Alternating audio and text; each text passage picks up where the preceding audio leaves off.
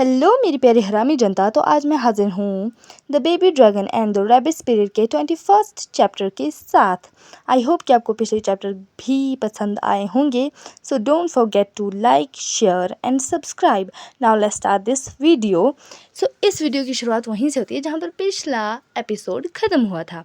हमारा जो बायुन और डोरियो है वो एक ही रूम में सोने वाले थे और हमारा जो डोरियो है वो उसे चिढ़ा रहा था, यानी कि बायुन को चिढ़ा रहा था और कह रहा था कि तुम छोटे से नन्हे नटखट रैबिट, तुम्हारे दिमाग में चल क्या रहा है। और हमारा जो बायुन है वो कहता है कि तुम मुझे टीज़ मत किया करो डोरियो, और तुम यहाँ से बाहर निकलो, तुम जाओ यहाँ से, मैं नहीं चाहती कि मैं तुम्हारे साथ सोऊं।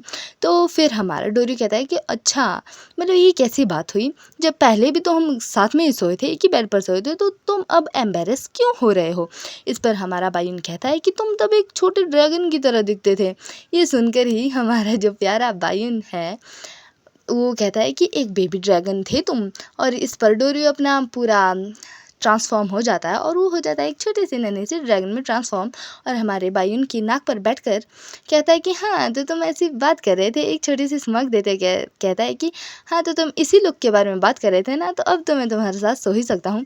ये देखकर हमारा प्यारा बायुन ये हो जाता है कि यार क्या तुम बहुत ज़्यादा एनोइंग हो, तुमसे मतलब क्या ही कहूँ मैं अब। उसके बाद वो दोनों एक ही बेड पर सोए होते हैं। हमें बताया जाता है कि वो दोनों सो चुके हैं और फिर वो हमारा जो बायुन है वो इधर उधर हो रहा है, यानी कि जो पलटना होता है सोते वक्त। और हमारा जो डोरियो है वो पूछ ही लेता है कि बायुन तुम सो क्यों नहीं रहे हो। इस पर हमारा जो बायुन है वो बताता है कि मुझे डर लग रहा है सोने से। और हमारा डोरियो पूछता है कि क्यों, तुम डर क्यों रहे हो। और हमारा जो बायुन है वो अपने जो पिछले इंसिडेंट्स हुए हैं उसके साथ उन्हें याद करता है, क्योंकि जब भी वो सोता है तो वो ऐसी लाइफ में चले जाता है, मतलब वो हमारे डोरियो की पूरी मेमोरीज़ की लाइफ में चला जाता है, मेमोरीज़ देखने लग जाता है। और वो बदलते हुए कहता है कि हाँ, ये बस एक सीक्रेट है। ये सुनकर हमारा डोरियो भी ऐसा थोड़ा सैड हो जाता है और कहता है कि यार अब क्या ही कहूँ, और वो भी अपना साइड कर लेता है। हमारा बायुन सोच रहा होता है कि क्या रैबिट और जो टर्टल गॉड हैं वो ठीक होंगे। मुझे नहीं मालूम कि वो कैसे होंगे, पर मैं उम्मीद करता हूँ कि वो ठीक ही होंगे। और हमारा जो प्यारा सा डोरियो है वो भी कहता है कि हाँ, मैं भी उम्मीद करता हूँ कि वो ठीक ही हों। और वो दोनों एक दूसरे के साथ सो जाते हैं और हमारा सीन शिफ्ट होता है हमारे प्यारे प्यारे टर्टल की तरफ, जो कि बेचारा भाई पूरा जंगल जल रहा है, नदी में खून ही खून हमें दिखाया जाता है, यानी कि यहाँ पर कुछ बहुत बड़ा सीन हो चुका है। यहाँ पर हमें नदी में खून ही खून दिखाया जाता है।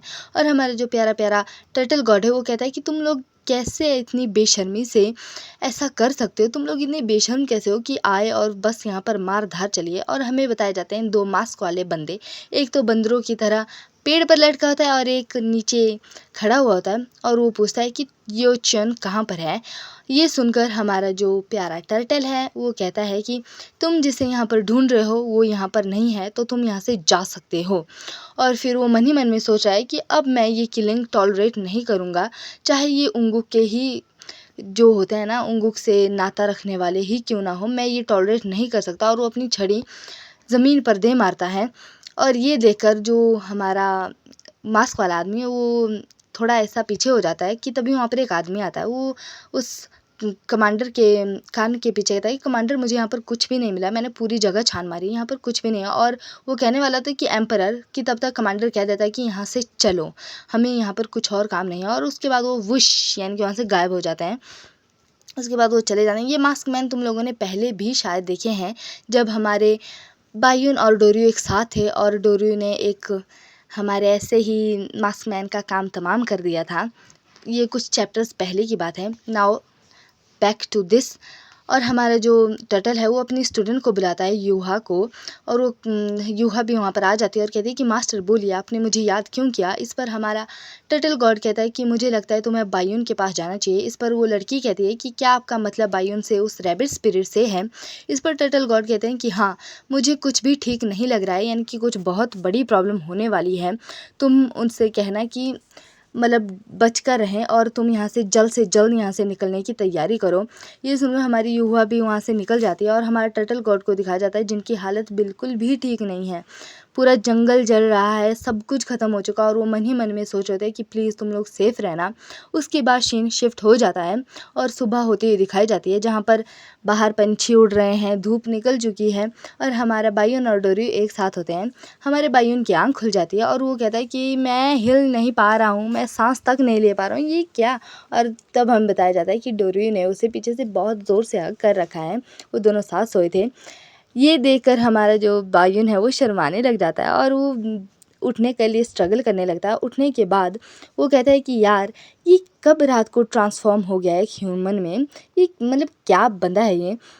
और फिर वो उसकी तरफ देखते हुए कहता है कि ये बंदा इतना हैंडसम है, मैं सोच ही नहीं सकता ये इतना ज़्यादा हैंडसम है। और हमें हमारे जो डोरी है उसकी चेस्ट पर कुछ निशान बताए जाते हैं और इन निशानों को देखकर हमारा डोरी कहता है कि ये बायुन कहता है कि डोरी की बॉडी पर कैसे निशान हैं। और वो मन ही मन में सोच रहा होता है कि बायुन की नहीं, डोरी की जो लाइफ है वो एक डिस्ट्रक्टिव ड्रैगन के तौर पर है, क्योंकि प्रोफेसी ऐसी हुई थी कि ब्लैक ड्रैगन डिस्ट्रक्टिव पावर के साथ होगा और वो डिस्ट्रक्शन का देवता ही मानो तुम, डिस्ट्रक्शन ही डिस्ट्रक्शन करेगा। उसके बाद सीन शिफ्ट हो जाता है और हमें कुछ जादुई मछलियाँ बताई जाती है। इन मछलियों को देखकर बायुन बहुत ज़्यादा एक्साइटेड हो जाता है।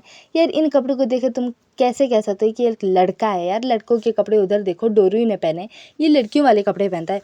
और इन फिशेज़ को देखकर हमारा बायुन डोरी से पूछने लगता है कि रियो ये मछलियाँ आसमान में क्यों उड़ रही हैं भाई, मतलब ये है क्या। कि तभी वहाँ पर वो छोटा सा नन्हा बच्चा आ जाता है और वो कहता है कि ये पोंगा है, Pong what ever it is. और हमें बताया जाता है कि पोंगा कुछ काइट्स होती हैं या फिर ऐसी मछलियाँ होती हैं जो कि जादू से बनाई जाती हैं। और वो बच्चा कहता है कि हाय बिग ह्यूंग, यानी कि हाय बड़े भाई। और फिर हमारा जो बायुन है वो पूछता है कि ये पोंगा होता क्या है। और वो बच्चा बताता है कि 3 साल में एक बार ये मैजिकल फिशेज़ होती हैं जो आसमान में गिफ्ट की जाती हैं। और ये सुनकर हमारा जो बायुन है वो खुश हो जाता है और कहता है कि अच्छा ऐसी मछलियाँ होती हैं जिन्हें ऊपर स्काई में भेजा जाता है। और फिर वो बच्चा कहता है कि मैं आपको इसके बारे में और भी बता सकता हूँ। ये सुनकर बायुन खुश होते हुए कहता है कि थैंक यू। पर हमारे डोरियो को दिखाया जाता है, उसके मन में चल रहा था कि इस बच्चे के दिमाग में चल क्या रहा है, ये शैतान नटखट कहीं का। और उसके बाद हमारा बायुन बच्चे से पूछता है कि ये फेस्टिवल है कैसा। इस पर हमारा बच्चा कहता है कि ये फेस्टिवल पूरे विलेज में मनाया जाता है और एक लीजेंड है कि एक ड्रैगन एक दिन आएगा और इस पूरे गांव को ब्लेस करेगा। और तुम लोग सोच ही सकते हो वो ड्रैगन कौन है। और फिर उसके बाद हमारा जो बायुन है वो कहता है कि रियो तुम पीछे क्या कर रहे हो, साथ साथ चलो। और हमारे रियो को बताया जाता है जो कि काफ़ी परेशान लग रहा होता है, यानी कि कुछ ना कुछ गड़बड़ है। इसी के साथ ये वाला चैप्टर यहीं पर ख़त्म हो जाता है। मुझे दोष मत देना कि चैप्टर छोटे क्यों हैं, क्योंकि ये दोष तुम लोग राइटर को दे सकते हो, मुझ पर दोष ना डालो तो ही बेहतर है। Bye bye. Don't forget to like, share and subscribe. See you soon.